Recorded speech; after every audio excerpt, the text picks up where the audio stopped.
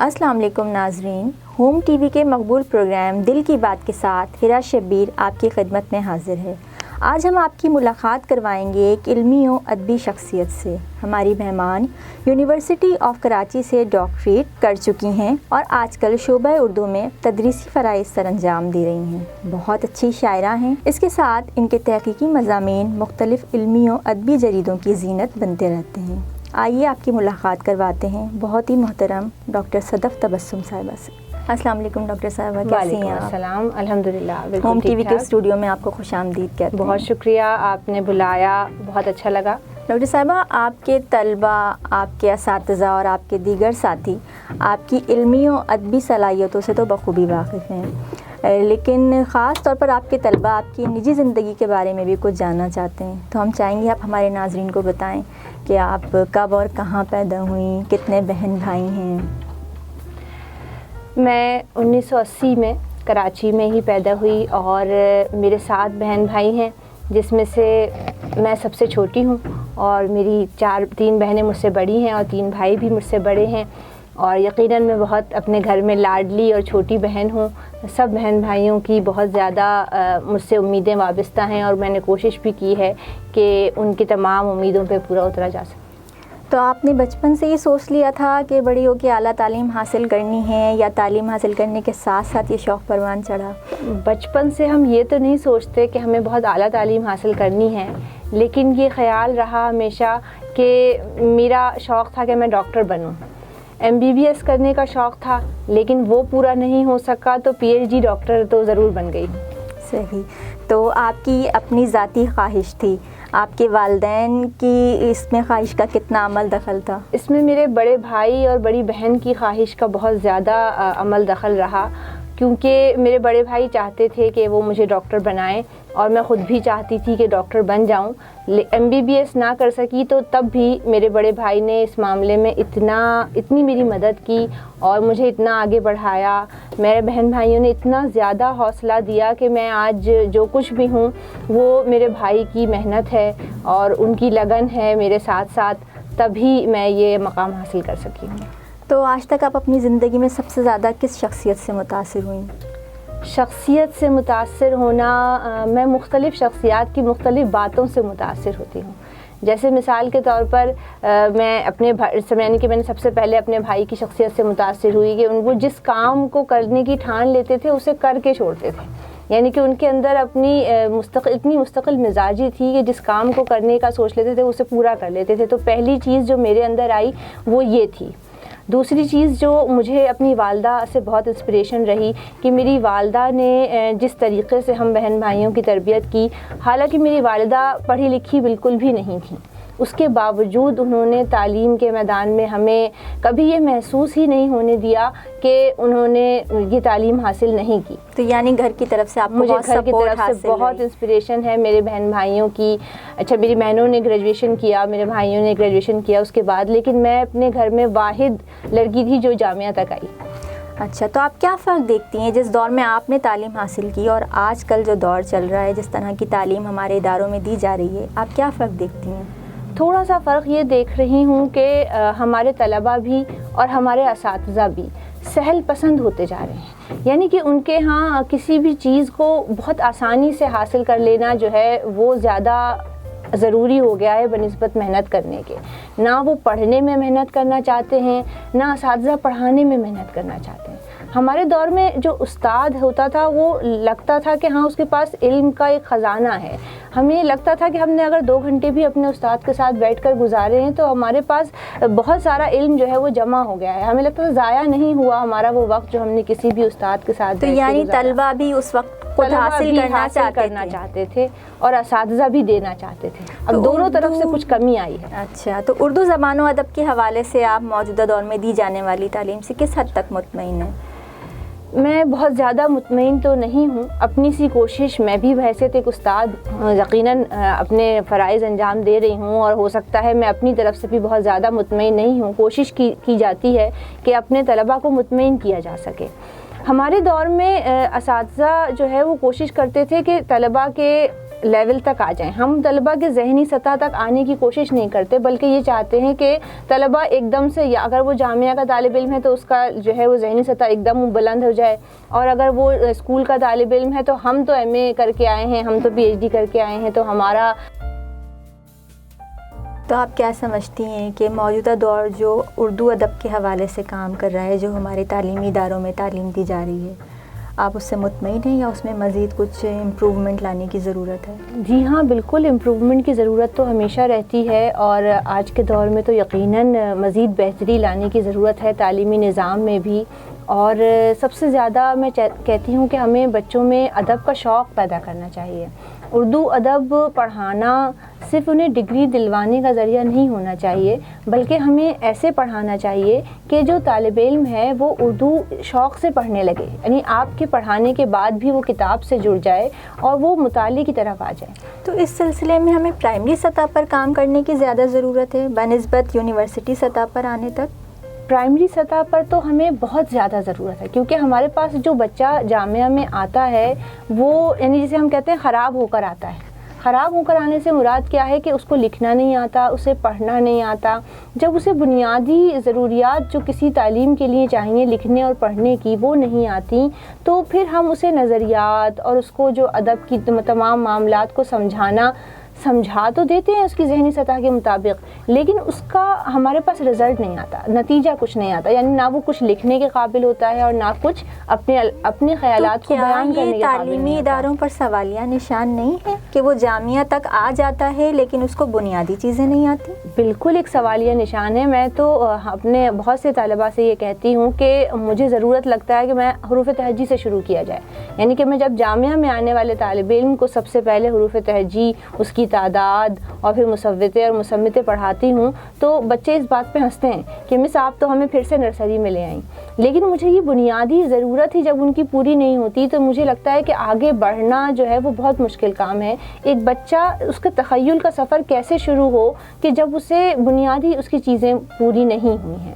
ہم کہتے ہیں ہم کوئی سائنٹسٹ نہیں بنا رہے، ہم کوئی ادیب پیدا نہیں کر رہے، ہم کوئی جو ہے شاعر پیدا نہیں کر رہے، ہمارے یہاں کوئی بڑا آدمی اس لیے پیدا نہیں ہو رہا کہ ہم نے ان کی بنیادیں خراب کر دی ہیں اور ہم ابھی اس کی طرف توجہ بھی نہیں دے رہے ہیں. خاص طور پہ جو موجودہ صورتحال ہے اس صورتحال میں تو بنیادی یعنی پرائمری سطح پر اور سیکنڈری سطح پر اگر گورنمنٹ کا حال دیکھا جائے تو وہ تو بہت ہی برا ہے. اور اگر یعنی کہ ہم پرائیویٹ کی طرف چلے جاتے ہیں تو وہاں انگریزی نے اتنا زیادہ آگے یعنی کہ اردو کو خراب کیا ہے کہ ہم کہتے ہیں کہ وہ اردو کو بہتر بنانے کے بجائے اسے خراب کرنے میں اپنا کردار ادا کر رہے ہیں. تو یہ صورتحال تو چل ہی رہی تھی، لیکن کووڈ-19 کے بعد سے سب سے زیادہ متاثر تعلیم کا شعبہ ہوا ہے. تو اس سلسلے میں آپ کیا کہنا چاہیں گی کہ اس کا جو ہے ازالہ کس طرح ممکن ہے؟ اس کا ازالہ مجھے فی الحال تو بہت مشکل لگ رہا ہے، کیونکہ جو طالب علم ہمارے پاس 2 سال سے بغیر امتحان پاس کیے آ رہے ہیں. پہلے جو ایک بیچ آیا تھا وہ سیکنڈ ایئر پڑھ کر نہیں آیا تھا، صرف امتحان دے کر آیا تھا. اس دفعہ جو آئے گا وہ 2 سال پڑھے بغیر آئے گا. تو یہ جو ایک صورتحال پیدا ہوئی ہے کہ بچے یعنی کہ مزید سہل پسند یا کہہ لیں ان کو یا کاہل کہہ لیں، اس طرح ہو گئے ہیں کہ وہ اب کلاس لینے آنا ان کے لیے مشکل ہو گیا ہے. وہ سمجھتے ہیں کہ 4 کلاسیں اگر فزیکل ہو رہی ہیں تو 2 آن لائن ہی ہونی چاہیے، 2 دن گھر میں ہی بیٹھنا چاہیے. تو کیا آن لائن تعلیم جو ان کو دی گئی اس سے انہوں نے کچھ سیکھا؟ جو سیکھنے والے ہوتے ہیں شاید 2-4 وہ تو کچھ نہ کچھ سیکھ لیتے ہیں، کیونکہ ہمارے پاس آن لائن تعلیم یقیناً ایک بہت اچھا ذریعہ ہے، لیکن جو سہولیات ہیں ہمارے پاس وہ بہت کم ہیں. طلباء کے لیے بھی بہت مشکل بات یہ ہے کہ ان کے پاس سہولیات کی بہت کمی ہے. نیٹ موجود نہیں ہوتا، اگر موجود ہوتا ہے تو لائٹ نہیں ہوتی. یہ والی چیزیں جو ہے وہ کلاس لینے کی راہ میں حائل رہیں، اور ہم ان دونوں یعنی کہ سالوں میں جو کووڈ کے درمیان گزرے ہیں ہم خود بہت سفر کیا. یعنی کہ اساتذہ نے ان کو پڑھانا بہت مشکل ہوا ہے، بچوں کو بھی یقیناً پڑھنا مشکل ہوا، یعنی ان کے لیے بھی ایک ٹاسک تھا. ڈاکٹر صاحبہ آپ سے بہت اچھی گفتگو ہو رہی ہے، لیکن اب ایک بریک کا وقت ہے. ہم بریک لے کر واپس آتے ہیں اور یہیں سے سلسلہ کلام جوڑتے ہیں. ناظرین، ڈاکٹر صدف تبسم صاحبہ سے گفتگو بہت دلچسپ مرحلے میں داخل ہو چکی ہے، لیکن اب ہم ایک بریک لیں گے. بریک کے بعد جب واپس آئیں گے تو یہیں سے سلسلہ کلام دوبارہ جوڑیں گے.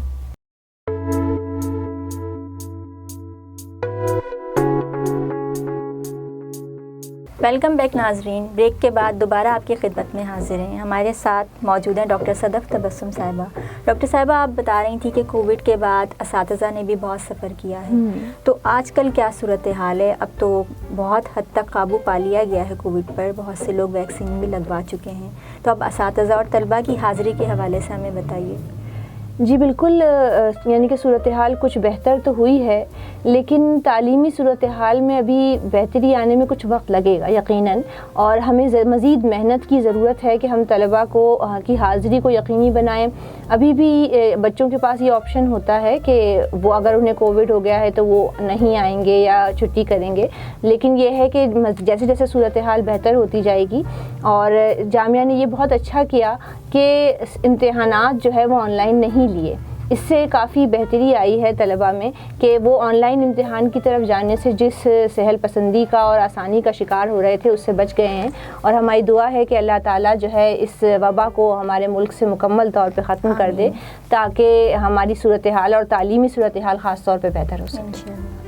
ڈاکٹر صاحبہ، استاد ہونے کے ساتھ ساتھ ایک بہت اچھی شاعرہ بھی ہیں، تو ہم ڈاکٹر صاحبہ سے یہ پوچھنا چاہیں گے کہ شاعری کا شوق آپ کو کب پروان چڑھا؟ علم عروض سیکھنے کے بعد یا آپ فطری طور پر شاعر ہیں؟ شاعری تو بچپن سے اچھی لگتی تھی، یعنی بچپن میں نظمیں یاد ہو جایا کرتی تھیں، اور جیسے جیسے بڑے ہوئے تو غزلیں پڑھنے کا شوق اور شاعری پڑھنے کا شوق جو ہے وہ بڑھتا گیا۔ گھر میں بہنیں بھی کچھ شاعری سے شغف رکھتی تھیں، تو جو کچھ وہ پڑھا کرتی تھیں ہم ان کے ساتھ ساتھ جو ہے وہ پڑھا کرتے تھے۔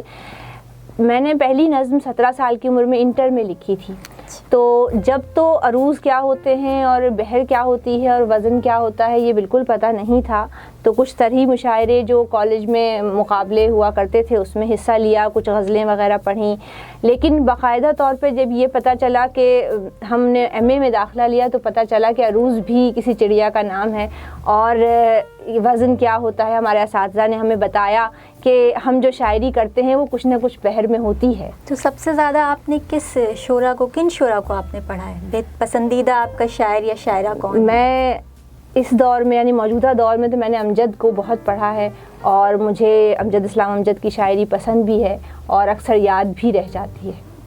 تو آپ میں نے اور دوسرے دیگر شعراء کو بھی پڑھا، پروین کو بہت پڑھا، ناصر کو پڑھا، اور قتیل شفاعی اور محسن نقوی مجھے بہت پسند ہیں، لیکن یہ ہے کہ موجودہ شعراء میں افتخار عارف اور امجد اسلام امجد بہت۔ ویسے تو شاعری کی بہت سی اصناف جی ہیں، بالکل۔ آپ کس صنف کو زیادہ پسند کرتی ہیں، کس میں لکھتی ہیں؟ میری جو طبع ہے وہ نظم میں زیادہ موزوں ہے، میں نے غزل بھی لکھی ہے لیکن نظم زیادہ تر کہتی ہوں۔ نظم کی طرف آپ کا زیادہ رجحان ہے، تو اپنی کوئی نظم ہمارے ناظرین سے شیئر کریے۔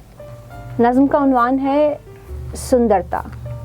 بول آئینے بول میں کتنی سندر ہوں، بول آئینے بول میں کتنی سندر ہوں، بول کہ میری سندرتا میں بھید ہے کیسا، بول کہ میری سندرتا میں بھید ہے کیسا، کیسا درد ہے جو میرے چہرے سے تجھ پر رقم ہوا جاتا ہے۔ واہ، بول میرے چہرے پہ کیسا درد چھپا ہے جو میرے چہرے سے تجھ پر رقم ہوا جاتا ہے، کیوں چٹخا جاتا ہے۔ بہت خوب۔ بول میری آنکھوں میں کتنی پیاس چھپی ہے، واہ، بول میری آنکھوں میں کتنی پیاس چھپی ہے، اور میرے چہرے پہ کتنے خون کے چھینٹے، دیکھ یہ میری آنکھ کی پتلی کس رسی سے بندھی ہوئی ہے۔ واہ واہ، بہت خوب۔ دیکھ یہ میری آنکھ کی پتلی کس رسی سے بندھی ہوئی ہے، اور مداری کا بندر بھی ناچ رہا ہے، اور کالوں پر گورا چوہا جست لگا کر بیٹھ گیا ہے۔ بہت خوب۔ ریچھ تماشا کر کے اب سستانے کو کچھ دیر رکا ہے، ریچھ تماشا کر کے اب سستانے کو کچھ دیر رکا ہے، اور بچوں کی تالیوں کا ایک شور مچا ہے، بول میری سانسوں میں کتنا درد چھپا ہے۔ بہت خوب ڈاکٹر صاحب۔ بول آئینے بول یہ کیسی سندرتا ہے، بول میری سانسوں میں کیسا درد چھپا ہے، کل تکبیر کے نعرے پر کچھ لوگوں نے اللہ اکبر نہیں کہا ہے۔ واہ، بہت خوب۔ کل تکبیر کے نعرے پر کچھ لوگوں نے اللہ اکبر نہیں کہا ہے، ماتمی ہاتھوں میں زنجیریں خون کا دریا ابل پڑا ہے، واہ، ماتمی ہاتھوں میں زنجیریں خون کا دریا ابل پڑا ہے، کیا یہ چہرہ دیکھنے قابل نہیں رہا ہے، لیکن اس چہرے پہ جو تحریر لکھی ہے وہ بھی پڑھ لو، پتلی تماشا کے رسے کو حرکت دینے والوں سن لو، میں نے اپنی رنگی شیشوں کی اینک کو توڑ دیا ہے۔ واہ، میں نے اپنی رنگی شیشوں کی اینک کو توڑ دیا ہے، سب فرعونوں کے دریا میں غرق ہوئے جانے کا موسم آن پڑا ہے۔ بہت خوب۔ سارے خوف، یہ سارے خدشے، امیدیں، آہیں اور آنسو مل جل کر یہ حسن بنا ہے۔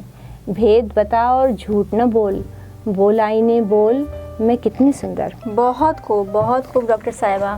آپ ڈاکٹر صدف تبسم کی نظم سن رہے تھے، ہماری ان سے گفتگو جاری ہے۔ ابھی ایک بریک کا وقت ہے، بریک کے بعد پھر حاضر ہوں گے اور مزید کلام ڈاکٹر صاحبہ سے سنیں گے۔ حاضر ہوتے ہیں ایک بریک کے بعد۔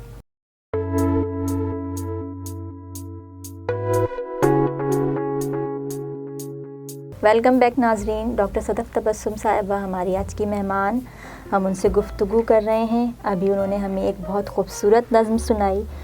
ڈاکٹر صاحبہ، آپ کا ایک اور موضوع تحقیق بھی ہے، آپ شعبہ اردو میں استاد ہیں، ایم فل کو، پی ایچ ڈی کو گائیڈ کرتی ہیں۔ آپ کیا سمجھتی ہیں آج کل تحقیقی مقالوں کا کیا معیار ہے؟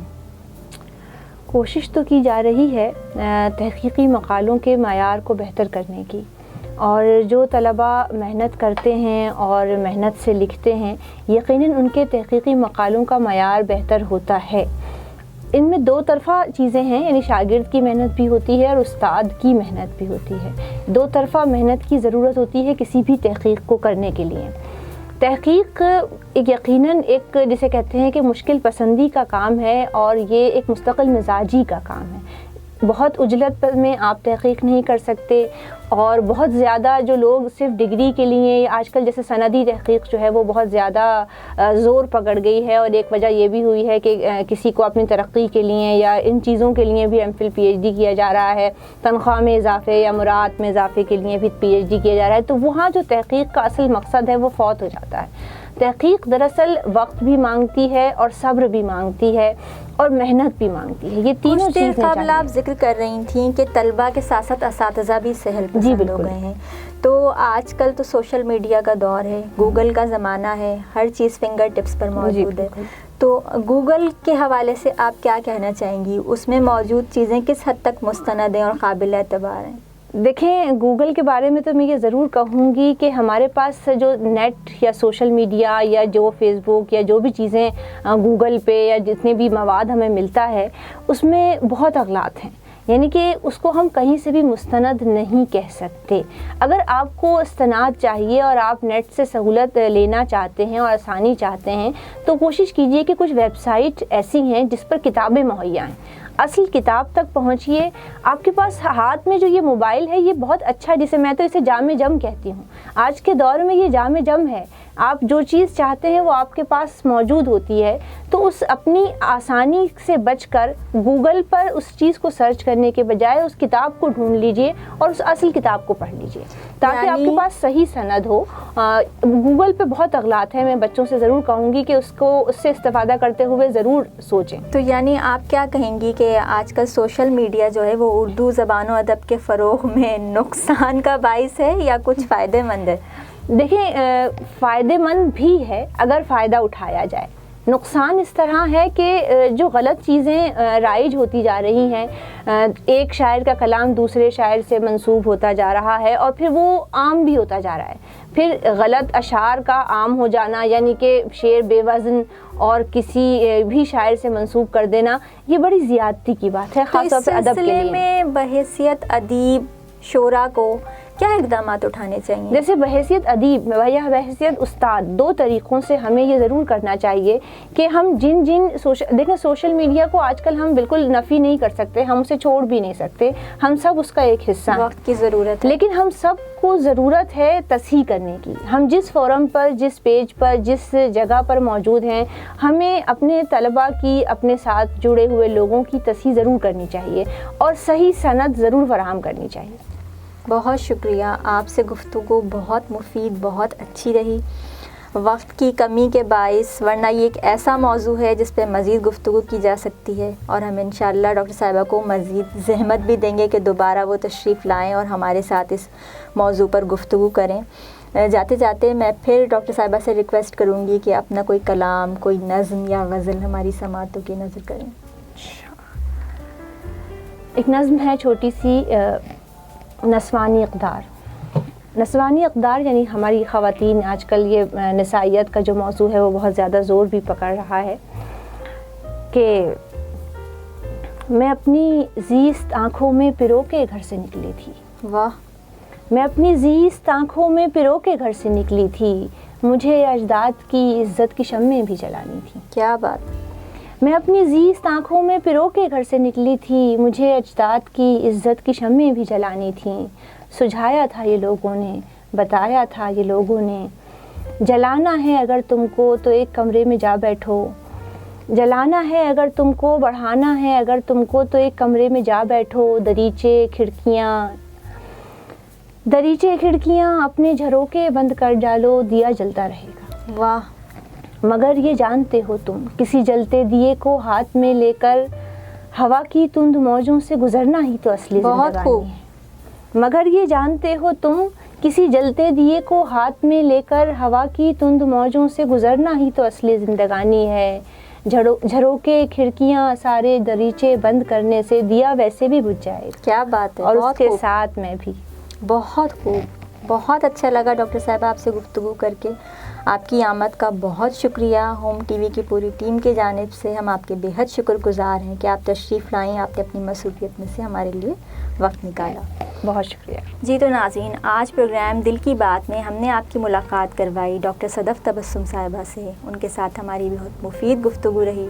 انشاءاللہ نئے پروگرام میں ایک نئے مہمان کے ساتھ آپ کی خدمت میں دوبارہ حاضر ہوں گے. تب تک کے لیے اللہ حافظ. ہمارے چینل کو لائک کیجئے، سبسکرائب کیجئے اور بیل آئیکن کا بٹن دبانا نہ بھولیے. بیل آئیکن کے بٹن دبانے سے یہ ہوگا کہ آپ کو بر وقت نوٹیفیکیشنز موصول ہوتی رہیں گی. اجازت دیجیے ہیرا شبیر کو. اللہ حافظ.